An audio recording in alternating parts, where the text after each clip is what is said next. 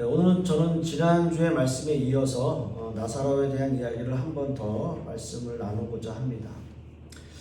예수님이 정말 사랑하셨던 마리아와 마르다 그리고 나사로, 그 나사로의 집에 나사로가 병들었다는 소식을 전해들은 예수님은 이렇게 긴박한 상황 속에서도 그 말씀을 듣고 이틀을 더 유하시면서 시간을 지체하셨죠.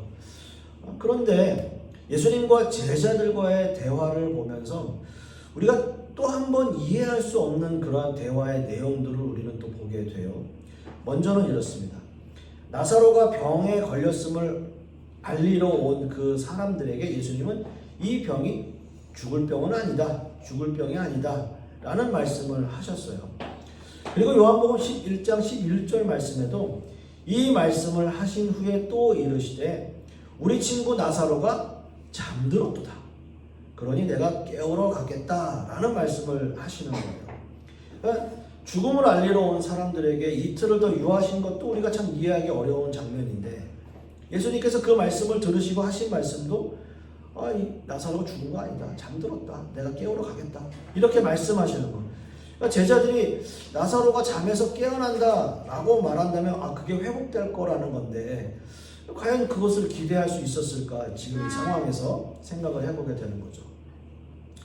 그러나 또 제자들에게 이런 말씀을 하세요. 요한복음 11장 14절 말씀을 보면 이에 예수께서 밝히 이르시되 나사로가 죽었느니라 라는 말씀을 또 하세요.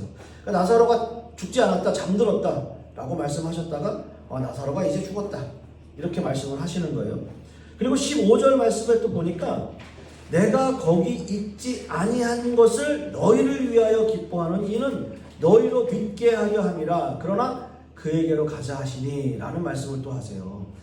그러니까 나사로가 죽지 않았다라고 하셨다가 죽었다라고 얘기하시고 오히려 거기에 있지 않은 거예요. 내가 나사로의 집에 지금 있지 않은 게 오히려 그게 축복이다, 그게 은혜다라는 말씀이세요.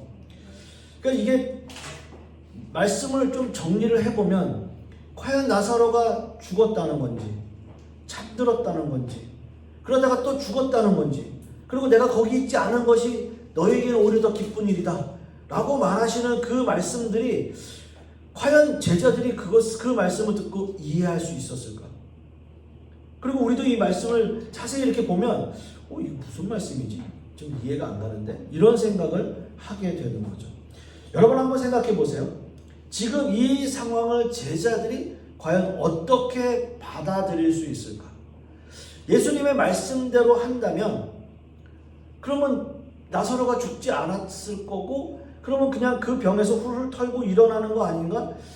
별의별 생각들이 아주 굉장히 혼란스러운 상황들이 벌어지고 있는 거예요. 우리도 그렇게 생각을 할 것 같아요. 예수님이 이렇게 말씀하시는 게 과연 맞는 말씀인가? 예수님이 고쳐주신다는 건가? 살려주신다는 건가? 아니면 아예 아직 안 죽었다는 건가? 별의별 생각을 하게 되는 거죠. 지난주에도 제가 잠깐 예화로 말씀을 드렸지만 백부장의 하인을 고치시는 그 사건 속에서도 예수님께서는 그 백부장의 하인을 고쳐주실 때도 말씀으로 고쳐주셨어요. 말씀으로. 그러니까 거의 대부분 말씀으로 고쳐주셨거나 병에 들지 않게 가서 손을 얹으셨거나 이런 일들이 있어야 되는데 그런 일들이 전혀 없었다는 거죠. 그냥 안 죽었다. 아니다 죽었다. 이렇게 헷갈리게 말씀하시는 거예요. 아마도 지금 저와 여러분들이 제가 이렇게 서론적으로 말씀드리는 이 상황들 속에서 이게 무슨 말이지? 라고 생각하시는 것처럼 그 당시의 사람들도 똑같이 그런 생각을 했어요. 그래서 요한복음 11장 37절 말씀에 보면 그중 어떤 사람이 말하되 맹인의 눈을 뜨게 한 이 사람이 그 사람은 죽지 않게 할 수 없었더냐? 라는 말을 해요. 진짜. 그러니까 예수님께서 지금 말씀하시는 이 모든 상황들을 제자들도 이해할 수 없었고 혹시라도 주변에서 그 말씀을 들으는 사람들도 이해하기 어려운 말씀인데 어떤 사람은 그렇게 생각하는 거죠. 여태까지 예수님께서 보여주신 기적과 이적을 생각해 본다면 그 맹인도 눈뜨게 하셨는데 그 맹인을 눈을 뜨게 한 그러한 일은 전지전능하신 하나님만이 하실 수 있는 일이고 메시아만이 할 수 있는 일인데 그런 일을 하셨다면 그러면 나사로는 죽지 않게 할 수 없었을까? 이런 생각을 했던 거예요. 우리도 그렇잖아요. 우리도 똑같이 그렇게 생각할 수 있잖아요. 예수님께서 말씀하시는 이 상황들을 그냥 차라리 말씀으로 죽었다고 했을 때 아니다, 나사로가 살아있다, 가서 봐라. 그래서 그냥 진짜 나사로가 살아 있었다면 우리가 좀 예수님이시니까 당연히 그렇게 할 수 있으셨겠지라고 생각할 수 있지만 지금 그 사람들을 상황 속에서 예수님이 하신 말씀은 오히려 더 혼란스럽게, 더 헷갈리게 만드셨다는 거죠. 자, 오늘 본문 보면 11장 17절 말씀에도 이렇게 말씀하셨어요. 예수께서 와서 보니 나사로가 무덤에 있은지 이미 나흘이라 라고 말씀하고 있어요. 지난주에 우리가 함께 말씀을 나누었던 것처럼 나흘이라는 이 단어가 굉장히 중요해요. 나흘이라고 하는 단어는 팔레스타인 지방 특성상 혹시라도 사람이 죽었다 하더라도 3일 안에 그 사람에게 다시 영혼이 돌아올 수 있다 라는 어떤 정통적인 어떤 그런 방식이 있었어요. 그렇기 때문에 4일 안에는 장례를 치르지 않는 거예요. 기다리는 거예요. 그래서 완전히 매장하지 않아요. 그래서 3일 이내 혹시 살아날 수도 있는 것을 기대하고 있었기 때문에 혹시 살아나지 않을까 하다가 3일이 지나면 이 사람은 완전히 죽었구나 라고 하는 어떤 장례 문화가 있었습니다. 그렇기 때문에 3일이 지났다, 나흘이나 되었다 라고 하는 것은 그 사람에게 다시 영혼이 돌아올 기미가 없다. 이 사람은 완전히 죽은 사람이다 라고 하는 것을 이야기하는 거예요. 그러니까 이 사람은 다시 살아날 수 있는 가능성이 없다라고 하는 거예요. 그런 의미를 가지고 있습니다. 그래서 오늘 이 말씀에서도 나흘이 되었다라고 하는 것은 뭐냐면 완전히 죽었다는 거예요. 그래서 39절 말씀에도 이렇게 얘기합니다. 예수께서 이르시되 돌을 옮겨 놓으라 하시니 그 죽은 자의 누이 마르다가 이르되 주여 죽은 지 나흘이 되었음에 벌써 냄새가 나나이다 라고 말을 해요. 이미 사람이 죽어서, 여러분 생각해 보세요. 그 당시에 팔레스타인 지방 굉장히 더운 날씨, 그런 상황 속에서 사람이 죽어서 나흘이 되었다면 이미 시체가 썩는 거예요. 이미 썩기 시작했고 나흘이 되면 냄새가 나기 시작하는 거예요. 그 상황이 되었다라고 마르다가 이야기를 해요. 오늘 이 말씀 속에서 요한 사도는 마르다를 가리켜서 뭐라고 얘기하냐 하면요, 죽은 자의 누이라고 말을 해요. 그러니까 요한 사도가 이 요한복음을 기록할 그 당시에 그 생각들을 이렇게 되짚어서 생각해 보면 죽은 사람의 누이인 거예요. 나사로는 이미 죽은 거예요. 그래서 예수님과 대화하는 그 과정 속에서도 이 요한 사도가 이 말씀을 옮겨 놓을 때, 글을 기록할 때 죽은 자의 누이가 이렇게 얘기했다. 이미 죽은 지 나흘이나 되었다라고 이야기를 할 정도로 그 당시의 상황은 그냥 죽은 사람이에요. 이미 시체는 썩고 있었고 냄새가 나요. 그 무덤을 돌로 이렇게 막고 있었는데 만약에 돌을 옮기면 그 시체 썩은 냄새가 막 진동하겠죠, 주위에. 그러니까 냄새가 날 겁니다 라고 마르다가 얘기를 하고 있는 그러한 상태입니다. 마리아와 마르다는 예수님과 두터운 신분을 가지고 있었던 사람들이었습니다. 예수님과 함께 하면서 예수님의 수없이 많은 기적과 이적을 경험하고 보고 느낀 사람들입니다. 그렇기 때문에 마르다와 마리아는 예수님께서 여기 계셨다면, 예수님께서 만약에 여기 계셨다면 이라고 하는 그런 원망 섞인 고백을 예수님 앞에 하게 돼요. 그래서 이렇게 얘기해요. 예수님께서 여기 계셨더라면 내 오라비가 죽지 아니하였겠나이다 라고 이야기해요.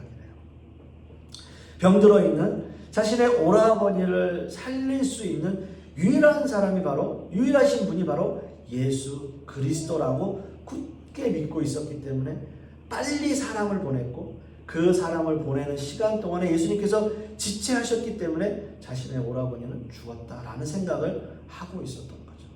사랑하는 성도 여러분, 우리는 모두 이 순간을 원해요. 나사로가 죽기 바로 직전에 예수님께서 딱 오셔가지고 정말 그 시간에, 그 순간에 오셔서 나사로를 말씀으로 살리시든지, 아니면 나사로 머리에 손을 얹으셨든지, 아니면 나사로의 아픈 부위에 손을 얹으셔서 나사로가 정말 기적같이 일어나는 그 순간들을 우리는 다 바라는 거예요. 우리는 다 그런 생각을 하게 돼요. 우리가 신앙생활 하면서도 그런 생각을 하게 돼요. 너무나 그 극적인 순간, 마치 아브라함이 그 아들 이삭을 하나님 앞에 번제로 바치려고 할 때 그 칼을 들었던 그 순간, 그래서 멈추라고 하시는 그 하나님의 말씀과 음성이 들리는 그 순간을 우리는 늘 기대할지 모르겠어요. 얼마나 그게 극적이고 얼마나 감동적이고 정말 얼마나 우리가 꼭 느끼고 싶은 그런 순간이겠습니까? 그러나 그런 극적인 순간이나 그런 기적적인 순간들은 어찌 보면 영화에서나 있을 법한 얘기들이죠. 드라마 같은 곳에서나 있을 법한 반전이에요. 하지만 예수님은 다릅니다. 예수님은 전지전능하신 분이시고요. 못하실 것이 없으신 분이시고요. 무소부재하신 분이시고요. 그분은 진정한 메시아이십니다. 이 사건은 어찌 보면 우리가 생각하는 것보다 훨씬 더 영적인 메시지가 그 안에 숨겨져 있어요. 나사로의 죽음은 모든 인간의 상태를 의미해요. 결국 영적으로 완전히 죽어 있는 인간의 절망적인 상태를 의미하고 있는 겁니다. 물론 저와 여러분들은 살아있는 존재이고 그리고 우리는 영원히 사는 존재예요. 예수 그리스도를 믿었기 때문이죠. 하지만 그렇지 않다면, 우리가 예수 그리스도를 믿고 있는 상태가 아니라면 우리는 살아있지만 결국 죽어가는 거죠. 그리고 언제 죽을지는 몰라요. 하나님께서 정해놓으신 그 수명을 다하면 우리는 죽게 되어져 있고요. 예수 그리스도를 믿지 않았다면 우리는 완전히 죽는 인생이에요. 그리고 우리의 영혼은 마치 그런 상태예요. 지금 나사로를 어떤 의미에서 본다면 인간이 완전히 죽어있는 상태, 그 상태를 의미하는 겁니다. 그래서 나사로는 완전히 죽었어요. 그의 영육이 다 죽었습니다.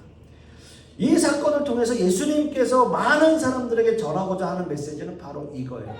인간은 어떤 것으로도 희망은 없다. 인간은 죄로 말미암아 이미 죽은 존재이고 죽을 수밖에 없는 존재라는 거예요. 따라서 인간에게 주어진 형벌은 오직 죽음이에요. 모두가 나사로가 죽지 않기를 바랐을 거예요. 마리아와 마르다 역시 예수님이 나타나기만 하면, 예수님께서 만약에 계셨다면 우리 오라버니 죽지 않았을 겁니다 라고 말하고 있어요. 그러나 오시지 않았기 때문에, 시간을 더 지체하셨기 때문에, 이틀이나 더 머무셨기 때문에 나사로는 죽었어요. 이게 인간의 상태예요. 그냥 죽은 거예요. 죽을 수밖에 없는 거고요. 완전히 죽었습니다. 그래서 예수님께서는 이렇게 말을 합니다. 요한복음 11장 24절에서 26절까지의 말씀 보면, 마르다가 이르되 마지막 날 부활 때는 다시 부활 때는 다시 살아날 줄을 내가 아나이다. 예수께서 이르시되 나는 부활이요 생명이니 나를 믿는 자는 죽어도 살겠고 무릇 살아서 나를 믿는 자는 영원히 죽지 아니하리니 이것을 네가 믿느냐라고 얘기를 해요. 자, 우리도 부활신앙을 다 믿고 있어요. 우리는 예수 그리스도를 믿기 때문에 우리는 부활할 것을 믿습니다. 그래서 영원히 살 것을 믿어요. 만약 부활이 없다면 지금 저와 여러분들은 너무나 안타까운 사람들이에요. 왜 우리가 주일날 이 시간에 나와서 이렇게 예배 드리고 있어요? 그 이유가 뭡니까? 우리가 죽어서 천국 가는 것, 우리가 천국 가고 예수 그리스도 만나는 것, 영원히 사는 것, 우리는 그것을 바라보면서 사는 거예요. 부활이 없다면 아무 소용이 없는 거죠. 우리는 너무나 불쌍한 사람일 수밖에 없는 거예요. 물론 예수님 당시에도 유대인들 사이에서도 당연히 부활신앙이 있었습니다. 부활신앙은 그들의 삶에 깊게 뿌리 잡고 있었어요. 그래서 예수님과 마르다의 대화 속에서도 그 부활신앙이 드러나고 있어요. 그래서 마르다는 그렇습니다 주님, 마지막 날에 우리는 다 부활할 겁니다. 우리는 다 살아날 겁니다. 우리는 그것을 믿고 있습니다. 그렇게 얘기를 하는 거예요. 그런데 예수님은요, 마지막 날 다 모든 사람들이 부활하는 그 순간을 이야기했을까요? 예수님은 어떤 이야기를 하고 있었을까요? 예수님께서는 죽은 지 나흘이나 되는 시체가 썩은 냄새가 나는 그 부패한 그 상태에 있는 그 시간 속에서 그들에게 희망을 주기를 원하셨어요. 부활이라는 것이 어떤 것인지를 간접적으로나마 보여주고 싶으셨어요. 사랑하는 성도 여러분, 이 사건의 반전은 바로 여기에 있습니다. 많은 사람들은 부활을 믿고 있어요. 그 당시에 있었던 모든 유대인들도 다 부활을 믿고 있어요. 그러나 그들이 생각하는 부활은 먼 미래의 부활이에요. 맞아요. 우리는 다 나중에 부활해요. 우리가 죽으면 다 그때 부활해요. 예수님 다시 오실 때 그때 부활하죠. 우리는 다 부활을 믿어요. 근데 예수님께서 말씀하시는 부활은 언제예요? 지금이에요. 지금 당장이에요. 나사로가 다시 살아나는 거예요. 그 썩은 시체가, 그 냄새가 나는 시체가 살아나는 거예요. 그걸 말씀하시는 거예요. 여러분, 우리가 생각해 볼 것이 뭐냐면요, 아브라함이 이삭을 번제로 바쳤을 때 우리는 그 극적인, 그 아브라함이 그 칼을 드는 그 극적인 순간에 예수님께서 멈췄다고 생각하잖아요. 아브라함은요, 정작 그의 믿음은 어떤 거였는지 아십니까? 나는 이 이삭을 완전히 죽여서 번제로 바칠지라도 하나님께서는 그를 다시 살리실 것이다 라는 믿음을 갖고 있었어요. 그래서 그 칼을 들 수 있었던 거예요. 반전은 바로 거기에 있습니다. 모두 절망하고 낙심할 수밖에 없는 그때, 그래서 인간의 힘으로, 인간의 능력으로 아무것도 할 수 없다고 생각한 바로 그때 반전이 일어나는 거예요. 예수님께서는 나사로를 살리시는 거예요. 그래서 보여주시는 거예요. 이게 너희들이 먼 미래에 생각하는 부활이야. 이렇게 다시 살아나는 거예요. 그리고 나 역시도 그렇게 죽었다 살아날 거야 라고 하는 것을 보여주시는 거예요. 나사로를 통해서. 사랑하는 성도 여러분, 여러분은 인생에 있어서 어떤 반전을 꿈꾸고 있습니까? 그리고 어떤 기다림 속에서 우리는 어떤 반전을 생각해야 할까요? 중요한 것은요, 나사로가 완전히 죽었던 것처럼, 또는 아브라함이 아들 이삭을 바쳤을 때 죽이려는 신용만 한 게 아니라 그 아들 이삭의 부활을 믿었던 것처럼 하나님이 우리에게 요구하시는 것은 우리가 완전히 죽는 거죠. 완전히 내려놓는 거예요. 그리고 주님을 믿는 거예요.